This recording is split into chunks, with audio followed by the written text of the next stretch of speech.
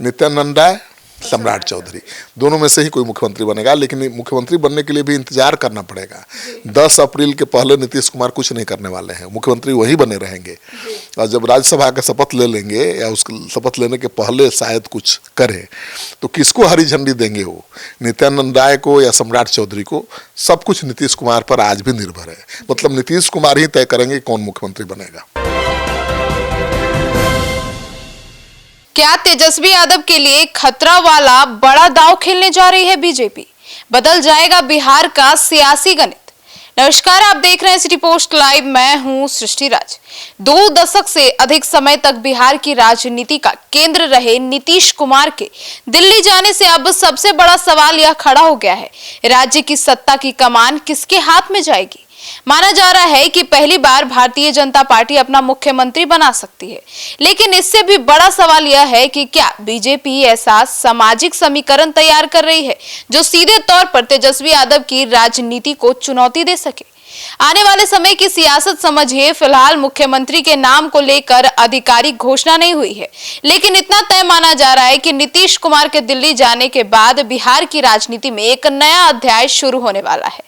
BJP किस चेहरे को आगे करती है और उसका सामाजिक संदेश क्या होगा, इस पर पूरे राज्य की नजर टिकी हुई है। राजनीति के जानकार कहते हैं कि यह फैसला केवल सरकार बदलने का मामला नहीं होगा, बल्कि आने वाले चुनावों के लिए बिहार की राजनीति की दिशा भी तय करेगा। अब आइए विस्तार में जानते हैं chief editor Shrikant Pratyush sir से, आखिर क्या चल रहा है बिहार की सियासत में। सर, क्या तेजस्वी के लिए खतरा वाला दांव खेलने जा रही है बीजेपी? देखिए, बीजेपी को मुख्यमंत्री की कुर्सी मिल सकती है। नीतीश कुमार अब तो राज्यसभा जा रहे हैं, लेकिन अभी इंतजार करना पड़ेगा 1 महीना 6 दिन, क्योंकि नीतीश कुमार 10 अप्रैल से पहले इस्तीफा नहीं देंगे, मुख्यमंत्री बने रहेंगे।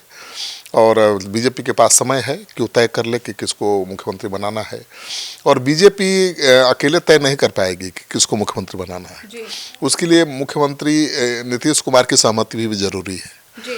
और इसी को लेकर बिहार की राजनीति में एक हलचल मची हुई है और एक बड़ा बदलाव उसी समय आ गया बिहार की राजनीति में जब नीतीश कुमार ने राज्यसभा जाने का ऐलान कर दिया। अब तो नामांकन पर्चा भी दाखिल कर दिया है, तो कोई संशय नहीं है। और 2 दशक से अधिक समय तक बिहार की सत्ता के धुरी रहे हैं नीतीश कुमार, और उनके फैसले के बाद राज्य की राजनीति में सत्ता संतुलन बदलने की चर्चा तेज हो गई है। माना जा रहा है कि पहली बार बिहार में भारतीय जनता पार्टी का मुख्यमंत्री बन सकता है, लेकिन मुख्यमंत्री बनाने से केवल बीजेपी का काम नहीं चलेगा। एक ऐसा मुख्यमंत्री बनाना पड़ेगा जिससे सामाजिक समीकरण साधा जा सके। तो कई चेहरे सामने आ रहे हैं। अब सबसे बड़ा सवाल ये है भाई कि किस चेहरे पर दांव लगाएगी बीजेपी, उसका राजनीतिक संदेश क्या होगा। इसके साथ ही यह भी सवाल खड़ा हो रहा है कि क्या तेजस्वी यादव के आगे बीजेपी को कोई ऐसा चेहरा लाने वाली है जो आरजेडी की राजनीति के लिए झटका हो सकता है। तो ऐसा हो सकता है। जी सर, तो ओबीसी चेहरों की चर्चा क्यों हो रही है?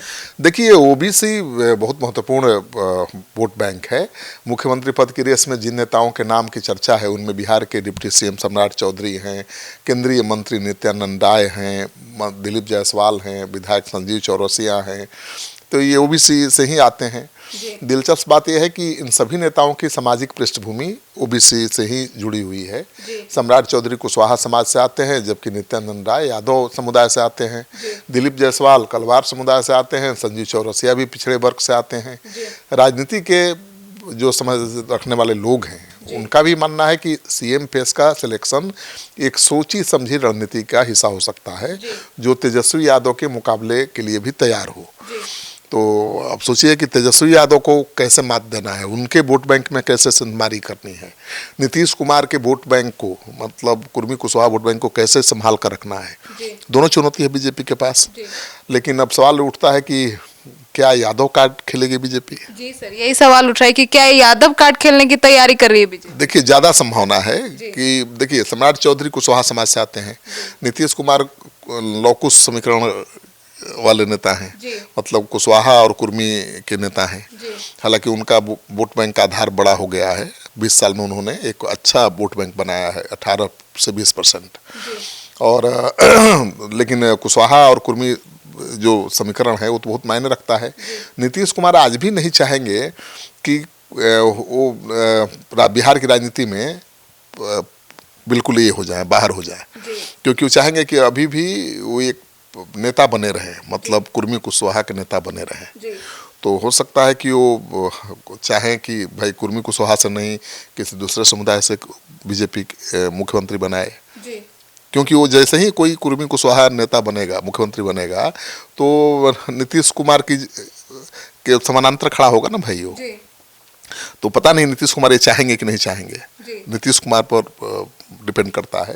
वैसे सम्राट चौधरी के नीतीश कुमार से रिश्ते बहुत अच्छे हैं और वो हमेशा साथ ही साथ दिखते हैं, लेकिन क्या नीतीश कुमार अपनी जगह देंगे सम्राट चौधरी को, ये सबसे बड़ा सवाल है। बिहार की राजनीति में यादव समुदाय का खास राजनीतिक महत्व रहा है शुरू से। लंबे समय तक यह वोट बैंक लालू प्रसाद यादव और उनकी पार्टी आरजेडी के साथ मजबूती से जुड़ा रहा है।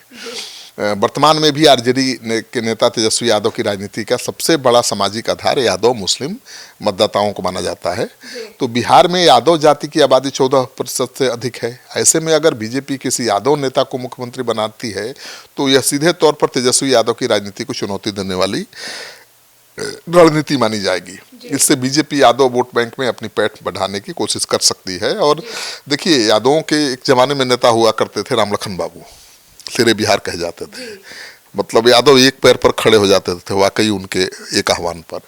लेकिन जब लालू यादव आए तो यादव ने छोड़ दिया उनको, यादव भूल गए और लालू यादव बड़े नेता हो गए। अब लालू यादव का ईरा खत्म हो रहा है। अगर बीजेपी किसी यादव को नेता बना देती है, मुख्यमंत्री बना देती है, तो यादवों को तो भाई अपना मुख्यमंत्री चाहिए, चाहे वो आरजेडी बनाए या बीजेपी बनाए। तो बीजेपी ये चाल चल सकती है कि नित्यानंद राय को आगे करके यादव वोट बैंक में संभारी की कोशिश कर सकती है। सर, तो आपको क्या लगता है कि बीजेपी जो है बिहार के मुख्यमंत्री पद के लिए ओबीसी समाज जो समुदाय है उसके किस चेहरे को चुनेगी? अब दो ही बड़े नाम हैं मुझे लगता है, एक तो कुशवाहा हैं, मतलब सम्राट चौधरी, और दूसरे हैं नित्यानंद राय। दो बड़े नाम हैं और इन्हीं में से कोई सीएम बनेगा। देखिए, बिहार की राजनीति में जातीय समीकरण हमेशा निर्णायक भूमिका निभाता रहा है। राज्य में पिछड़ा, अति पिछड़ा, दलित, सवर्ण मतदाताओं का संतुलन ही चुनावी परिणाम तय करता है। बीजेपी को लंबे समय तक स्वर्ण समर्थक पार्टी के रूप में देखा जाता रहा है। हालांकि पिछले एक दशक में पार्टी ने ओबीसी और अति पिछड़े वर्ग को नेताओं को आगे बढ़ाने की रणनीति अपनाई है।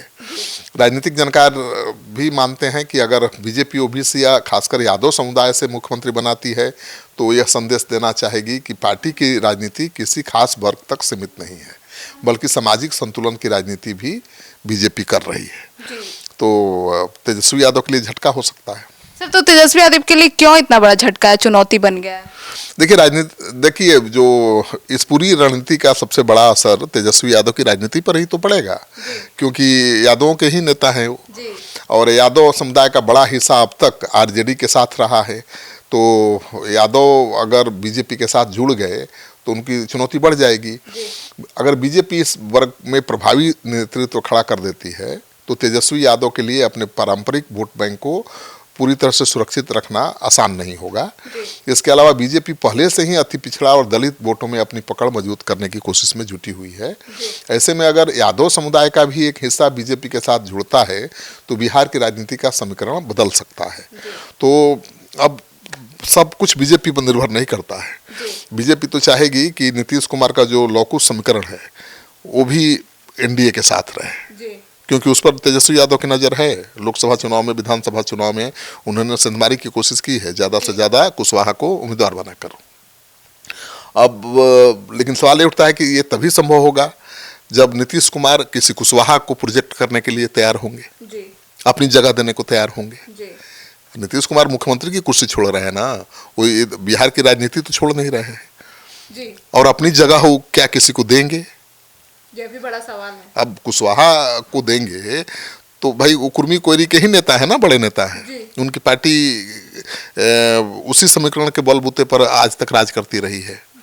ठीक है ना, ये दीगर बात है कि हर जाति मजहब के लोग उनका साथ देते हैं उनके काम को देखकर, लेकिन उनका कोर वोट बैंक तो वही है, कुर्मी कुशवाहा।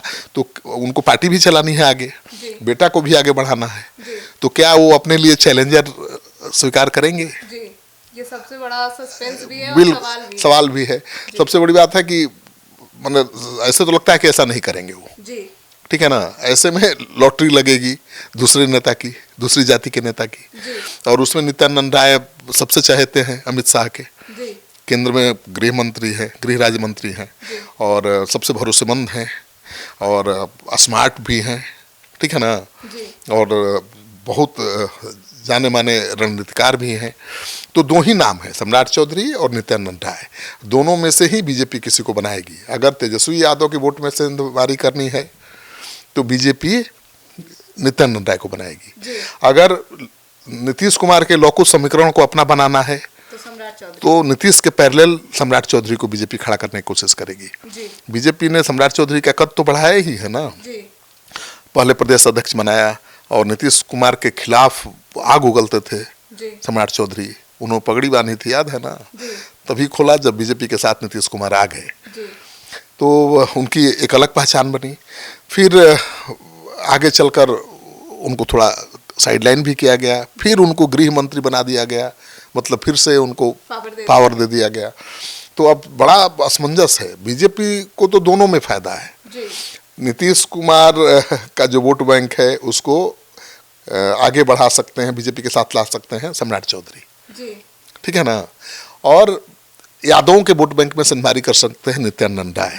तो अब बीजेपी तय करेगी, उसके पास 1 महीने का टाइम है कि यादव वोट बैंक कि कुर्मी कुशवाहा कार्ड खेलना है, और कुर्मी कुशवाहा कार्ड बीजेपी को खेलने देंगे नीतीश कुमार, ये सबसे बड़ा सवाल है। वो नहीं चाहेंगे कि हमारे कुर्मी कुशवाहा का कोई बड़ा नेता हो जाए, क्योंकि उनकी पार्टी का आधार वोट बैंक वही है। तो यही मुश्किल है। अदरवाइज सबसे बड़ा चेहरा तो दो ही हैं भी, नित्यानंद राय और सम्राट चौधरी। बाकी नाम भी चल रहे हैं, क्योंकि बीजेपी कब क्या करते कोई नहीं जानता है। तो कहा जा रहा है कि नहीं भाई, इसमें तो दिलीप जायसवाल भी बन सकते हैं, ठीक है, कलवार समाज से आते हैं, संजीव चौरसिया भी बन सकते हैं, अति पिछड़ा समाज से आते हैं। तो कई तरह के नामों पर चर्चा चल रही है, लेकिन मुझे लगता है कि दो ही नाम प्रमुख है, नित्यानंद राय, सम्राट चौधरी। दोनों में से ही कोई मुख्यमंत्री बनेगा, लेकिन मुख्यमंत्री बनने के लिए भी इंतजार करना पड़ेगा। 10 अप्रैल के पहले नीतीश कुमार कुछ नहीं करने वाले हैं, मुख्यमंत्री वही बने रहेंगे। और जब राज्यसभा का शपथ ले लेंगे या उसके शपथ लेने के पहले शायद कुछ करें, तो किसको हरी झंडी देंगे, वो नित्यानंद राय को या सम्राट चौधरी को? सब कुछ नीतीश कुमार पर आज भी निर्भर है। मतलब नीतीश कुमार ही तय करेंगे कौन मुख्यमंत्री बनेगा। तो सुना आपने, तो अब आपकी क्या राय है इस पूरे मुद्दे पर? अपनी राय कमेंट सेक्शन में जरूर बताइएगा। धन्यवाद।